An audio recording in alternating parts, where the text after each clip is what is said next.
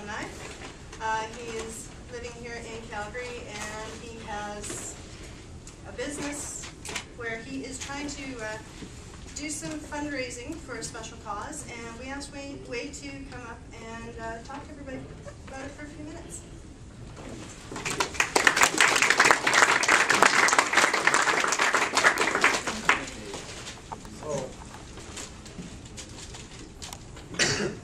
So my name is Wade Davis. I run a company called Torjager Hockey. We do private instruction and summer camps and winter camps, and we try to help out kids and adults and everyone in between. We run day camps and half-day camps and all that kind of thing throughout the summer, as well as just after Christmas. We try to help kids from the beginner to the AAA player really improve their skills. Skills is our #1 thing. We don't care about the team play. We're not worried about all that kind of stuff. It's all the skills. And we kind of started a new venture last February. We had a team come up from Argentina. Now, everybody's probably going, they have hockey down there. They have 3 arenas, 2 of which are about the size of this room and are indoors, and 1 is full-size, Olympic size, but it's an outdoor arena. It is in Ushuaia, which is, you'll probably go home and look that up and not have a clue how to spell it, because I didn't. But it starts with a U, and it's in the very deep south of the country.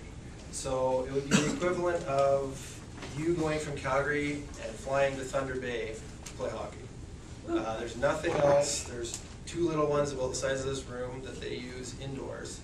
So you can imagine there's about 1,000 people in the whole country that play hockey. So you can imagine the, getting ice time. You think it's hard in Calgary with kids teams. It's probably, well, it's 100 times harder down there. And there's select people that run these arenas, and I guess to put it politely, they're not always nice to everybody. It depends on who you are and who you know and all that kind of stuff. So the big issue is down in Ushuaia, they don't have a skate sharpener. So you get out on the ice down there, and it's outdoors, and the wind starts blowing and the dust starts getting on the ice, and I'm sure all you guys know that have played outdoors.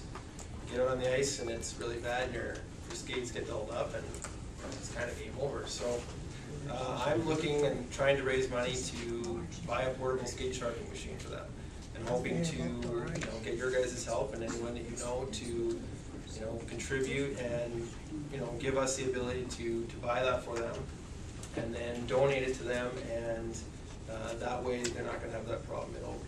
From what I believe, it would be kept in Ushuaia for various different people and teams, but under the supervision of a certain guy that has come up here in February, and will be returning again this February as well. The same group of players, or similar group, about 7 of them that came last year, there was 15 in total, are going to return again this February. They're going to bring along with them, I believe, another 12 people. It kind of just took off, and I guess, who from Argentina wouldn't want to come to Canada and learn hockey? It would be, if we wanted to go play soccer, where would we go? Argentina, Spain, Italy, certain places. So it's really become kind of a big thing for them down there. But obviously it costs them a ton of money. Their dollar's worth a quarter of ours. So multiply everything that you do by 4 and try to make that work, and it becomes very difficult. So gear is the other problem. The only way they can get gear is by trying to order it out of the US, and I guess that's a logistical nightmare for them, getting it down there and paying for it and getting it shipped right. And I guess customs isn't exactly friendly in certain countries, so getting it through customs sometimes, I've been told that things have just disappeared, probably with somebody's truck or something like that, I imagine. But so basically, yeah, we're looking, we're hoping that the Hitmen and Booster Club and various people can help us out to raise this money and give it to a good cause. Kids sport is something that I've looked at trying to help with my business, and it's something that we're going to venture into as well. And then I guess this is a little bit different because it is older people. Most of the players that come up are between 17 and 24 years old. Some have never skated before. Most play inline hockey. Some have never skated, some are okay.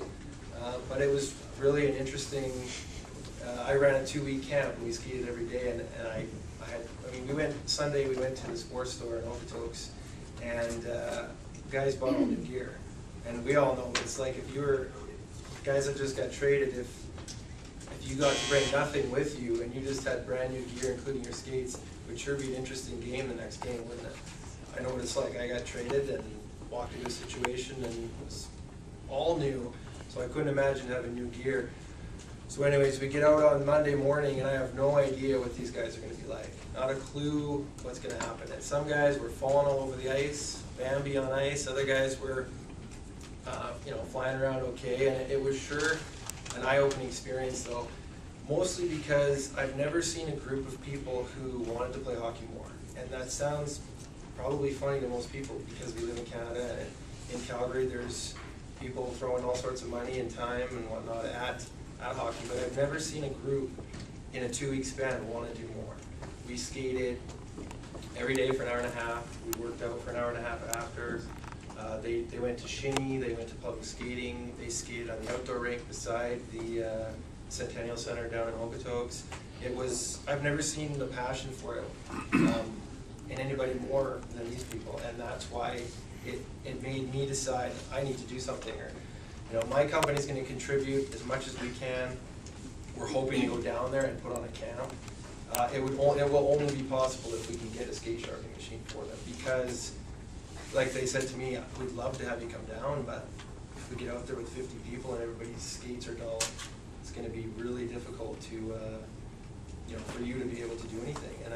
And I agreed and said, okay, well, let me see what I can do about that. So I started talking to a few people and a few local businessmen and whatnot, people that I see and their kids throughout the year, and somebody said, well, why don't you go and talk to some big organizations and see if they'll help you out. So it's kind of what I'm doing, and I'm just looking to see what people are willing to offer and to help us out, and really anything will be a benefit for us.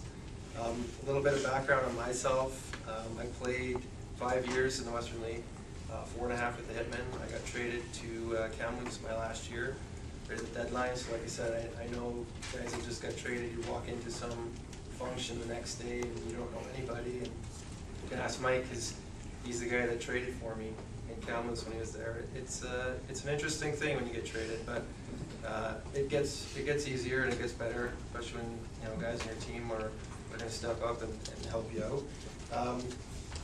So Jeff said about school and education. When I played and I was 18, I didn't think about university. I didn't think about what I would do when I was 29. I would own a hockey company and teach kids. Not a chance. My billets are here.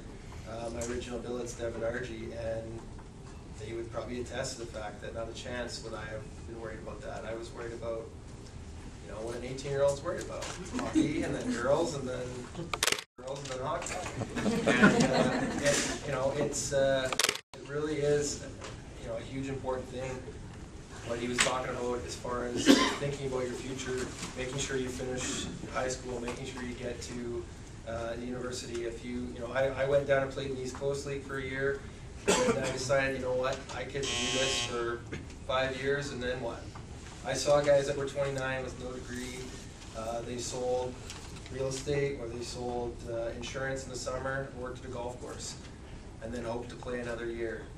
And I thought, well, I don't want to be 31 and have no future as far as that goes.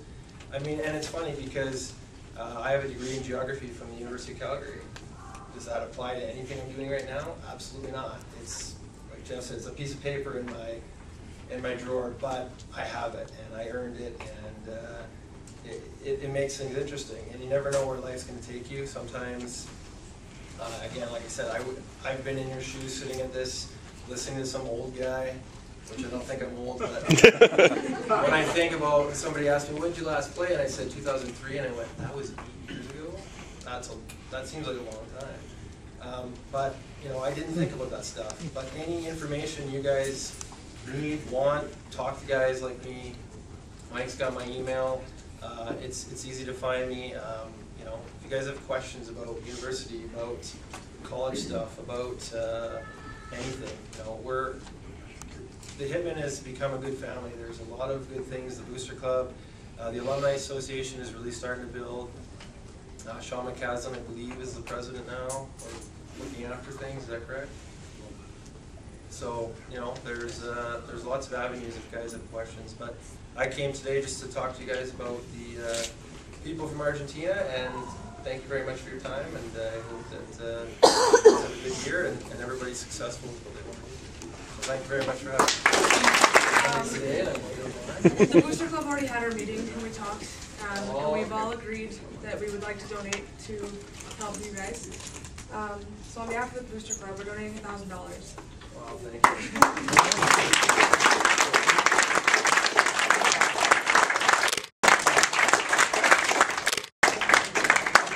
So we hope this helps out.